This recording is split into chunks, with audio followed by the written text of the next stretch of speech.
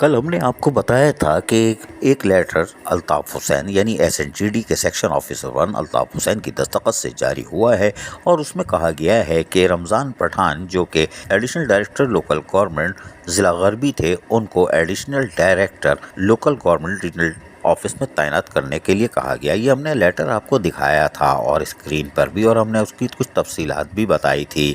لیکن پھر ہمارے پاس اطلاعات ایسی آئیں کہ یہ کیسے ممکن ہو سکتا ہے، اس لیے کہ یقینی طور پر معاملہ عدالت میں زیر غور ہے، اور وہاں زیر غور ہونے کا مطلب یہ ہے کہ ہر چیز پینڈنگ میں چلی جاتی ہے۔ لیکن کوئی بات نہیں، آرڈر تو آرڈر ہے، نکل گیا تو نکل گیا۔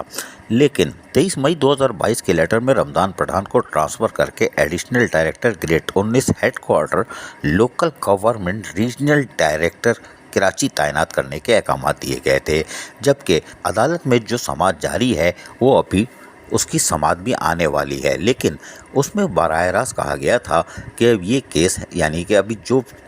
موجودہ پوزیشن ہے اسی پہ رہے گا، یعنی اس تاریخ پر جس وقت اسٹے ملا تھا۔ واضح رہے کہ ریجنل ڈائریکٹر لوکل گورنمنٹ ذاکر حسین ریدان کی طرف سے درخواست دائر کی گئی تھی، جس پر عدالت نے اسٹے دیا تھا، اور اسٹے کے بعد ابھی سماعتیں جاری ہیں اور آئندہ سماعت آئندہ ہفتے بھی متوقع ہے، لیکن عدالت نے براہ راست کہا تھا کہ جو پوزیشن جہاں ہے وہیں رہے گی۔ اس پوزیشن کے تحت رمضان پٹھان یقینی طور پر additional director grade 19 local government ضلع غربی کراچی ہی رہیں گے۔ اب یہ عدالت کا حکم ہے جو ہماری سمجھ میں آ رہا ہے، لیکن 23 مئی 2022 کو یقینی طور پر الطاف حسین سیکشن آفیسر 1 کی دستخط سے، اور یعنی چیف سیکرٹری کی اجازت سے جو لیٹر جاری کیا گیا ہے اس کو دیکھنا پڑے گا، اور یقینی طور پر سندھ حکومت کو بھی دیکھنا پڑے گا، اور ہم بھی کوشش کریں گے مزید معلومات حاصل کرنے کی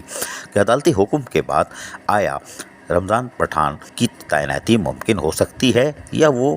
عدالتی حکم کے مطابق جو اسٹے دیا گیا تھا اس میں وہ additional director grade 19 local government ضلع غربی ہی رہیں گے۔ اب یہ سوال ہے، جواب کون دے گا؟ عزیز عارف، KBS بلدیاتی نیوز کراچی۔ ایسی ہی خوبصورت ویڈیوز فیوچر میں حاصل کرنے کے لیے ریڈ بٹن پر کلک کر کے اور بیل آئیکن کو پریس کر کے ہم سب کے سبسکرائبر بننا مت بھولیے۔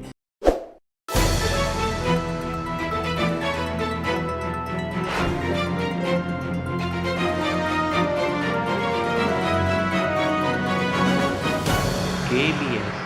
بلدیاتی نیوز